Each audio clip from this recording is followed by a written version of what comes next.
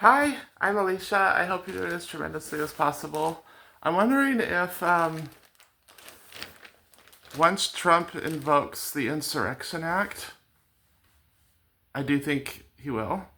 Um, I think that the plan is that, and Vance is doing some PR, and unfortunately, a continuation of some good PR from the White House. Um, so once the Insurrection Act, when it's invoked, is it too late in terms of leaving the United States? Um, I think that if you're a visible non-Republican, minus perhaps libertarians, um, then you're at risk for something like being arrested. We see how the Insurrection Act, that it would be an abuse of the Insurrection Act because that's supposed to be done to like quell violence, as it was done in like the Whiskey Rebellion, um, and the LA riots in the early 90s, I think 92.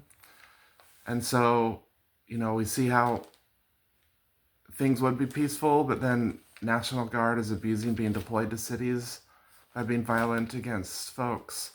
And so, by the same token, would there be Trump invoking the Insurrection Act would be an abuse, and then would be abused in from there, especially when Trump said to the nation's generals that like there's an invasion from within, but you can't tell because they don't have a uniform. Well, what if they do have a uniform, if you will? Like what if, like as a non-passing transgender woman, I already know that I am seen as having a uniform. That's not true. I'm a woman, but that's how MAGA sees it, unfortunately, darkly, tragically. So, for any non-passing transgender woman and anybody who's visibly non-Republican, except for perhaps libertarians, um, would it be too late? Because then would you be subject to um,